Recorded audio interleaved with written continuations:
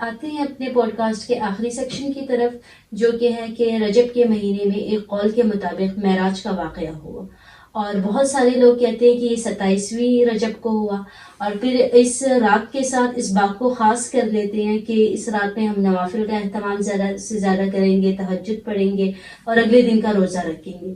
تو آپ اس میں ہمیں یہ بتائیں کہ کیا یہ کسی بھی حدیث سے یا قرآن کی کسی نص سے ثابت ہے کہ نہیں؟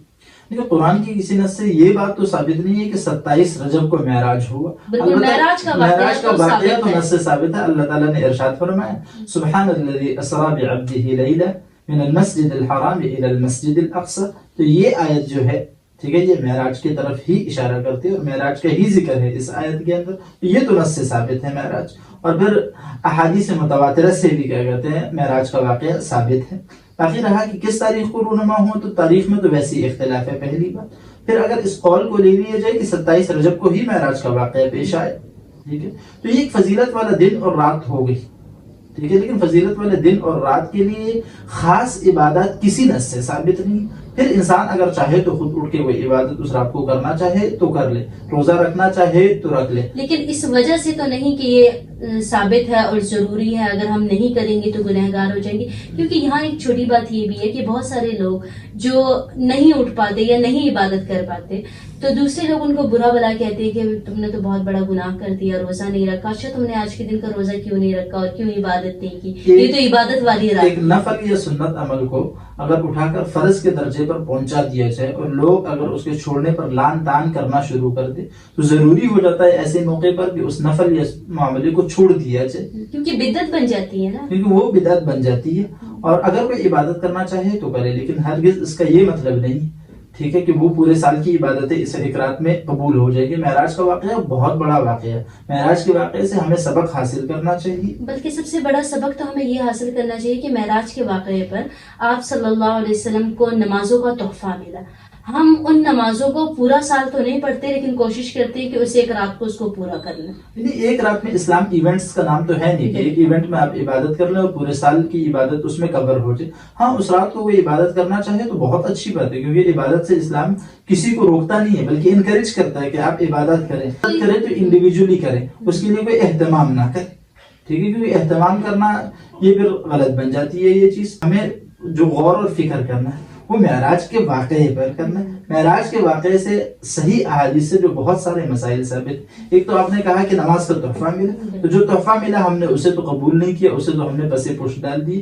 دوسرے کہ صحیح احادیث سے یہ بات ثابت ہے کہ اللہ کے رسول صلی اللہ علیہ وسلم کو جنت اور جہنم دکھائی گئی معراج کے موقع پر۔ پھر اس جنت اور جہنم کے اندر مثالی چیزیں بھی دکھائی گئی، جہنم کے اندر مثالی سزائیں دکھائی، اس لیے تاکہ لوگ اس سے عبرت حاصل کریں۔ تو ہم واقعے کی طرف نہیں دیکھتے، ہم ان واقعات سے عبرت نہیں حاصل کرتے، اور نہ ہمیں پتہ ہے کہ معراج کا واقعہ تھا کیا۔ ہاں، وہ مثالی جو سزائیں تھی نا، جس کو ہم ایکسپلین کر سکتے کہ سمبولک یا امیجنری، کہ دکھایا گیا کہ ایسا ہوگا پھر لوگوں کے ساتھ۔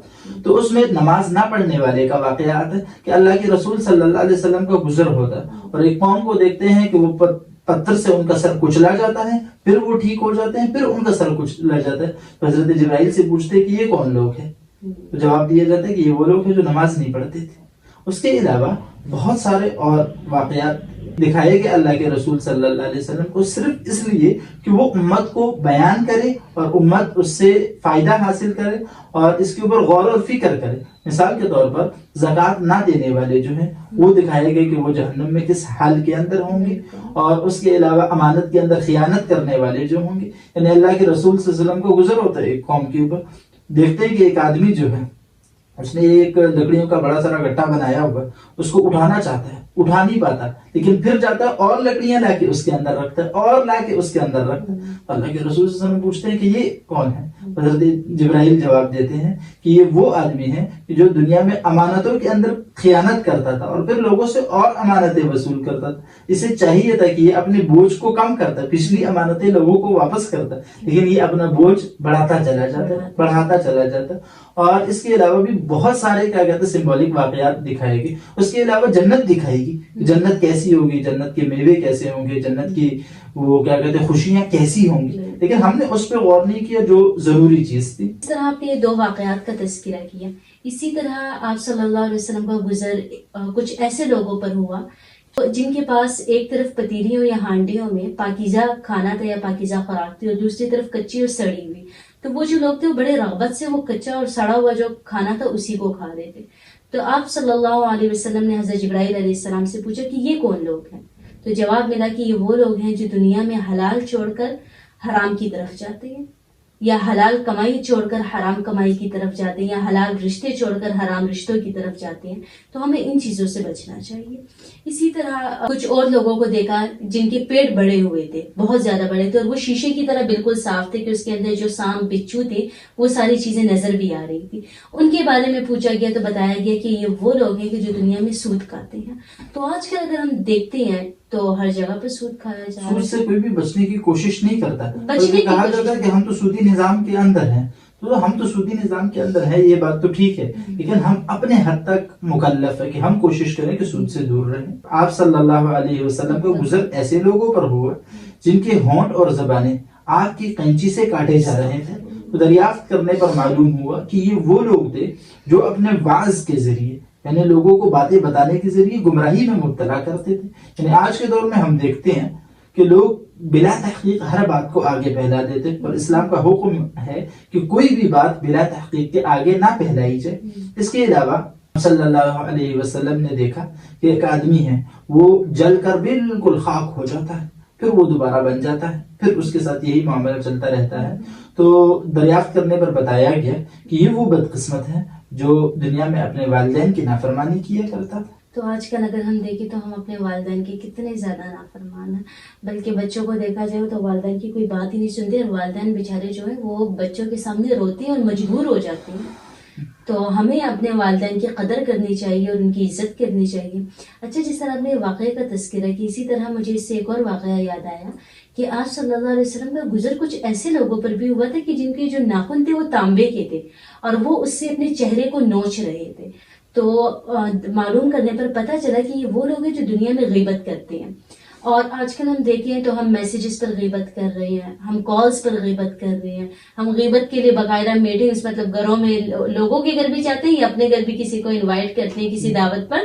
تو بلانے کی ضرورت نہیں پڑتی، واٹس ایپ گروپ بنا لیتے ہیں، اس کے اندر غیبت شروع کر دیتے ہیں، جبکہ ہمیں اس کی سزاؤں کے بارے میں پتہ ہی نہیں. روزہ رکھنے اور نوافل ادا کرنا، اس سے پہلے وہ بھی اگر کوئی کر رہا ہے تو اچھی بات ہے، لیکن یہ کہ اس کے بجائے اگر ہم واقعہ معراج کو پڑھ لیں اور دیکھ لیں کہ اس میں کون کون سے واقعات ہوئے تھے اور ان سے عبرت حاصل کر لیں، اور اگر ہم کسی گناہ میں ملوث ہیں تو اس گناہ کو چھوڑنے کی کوشش کریں. اصل میں عبرت حاصل کرنا اور اس کے اوپر عمل کرنا یہ تو بہت دشوار کام ہے، اور ایک رات کی عبادت کر لینا یہ تو بہت آسان کام ہے. یہ تو گویا ایسا ہوا کہ انسان پوری زندگی گناہ کرتا رہے اور پھر وہ جمنات کے دریا میں جا کے چھلانگ لگا لے اور ادھر سے نہا دھو کے باہر نکل آئے اور سارے گناہ اس کے صاف ہو جائے. ایسا تو ہو نہیں سکتا نا. تو لوگوں نے آسان رستہ اختیار کر لیا کہ اس ایک رات کی عبادت سے. اسلام عبادت کو کے لیے انکریج کرتا ہے، منع نہیں کرتا، لیکن اسلام کا اصل حکم یہ ہے کہ تمام اسلام کے اوپر عمل کیا جائے. اللہ تعالیٰ نے ارشاد فرمایا، یا ایھا الذین آمنوا ادخلوا فی السلم کافہ، کہ اے ایمان والو سارے کے سارے اسلام میں داخل ہو جائے. ایک حصہ اس کا پسند کرنا اور دوسرا ناپسند کرنا. منافقین کی طرح یا کفار مکہ کی طرح یہ نہیں کہ جو خود پسند ہو بس ٹھیک ہے کہہ دو کہ یہ دین میں سے ہے، اور جو پسند نہ ہو جو مشکل لگے تو پھر کہو کہ بھائی نہیں یہ تو مشکل اور یہ نہیں کرنا چاہیے. اور دوسرا یہ آپ نے جس طرح بات کی تھی کہ ہم نے دین کو ایونٹس کا نام دے دیا، کہ مطلب اس کے لیے 12 ربیع الاول خاص کر لیا، 27ویں رجب، پھر لیلۃ القدر، پھر رمضان کا مہینہ، اور پھر وہ ذوالحجہ کے جو 10 دن ہیں، بس وہی ہم نے خاص کر لیے کہ سارے کا سارا دین یہی ہے، جتنی عبادت کرنی انہی دنوں میں کرو، باقی سارا سال چلا. اگر سے دین ہے بہت آسان، انسان اپنی 5 وقت کی نمازیں پڑھتا رہے اور جو اس کا روٹین کا کام ہے اس کے اندر دیانتداری سے اپنے کام کو سر انجام دے، یہی اسلام ہے. لوگوں کے ساتھ اچھا رویہ رکھے، ٹھیک ہے، اچھے اخلاق کے ساتھ لوگوں کے ساتھ پیش آئے اور اسلامی تعلیمات پر عمل کرتا چلا جائے اپنے کام کی حدود کے اندر. یہی آسان دین ہے.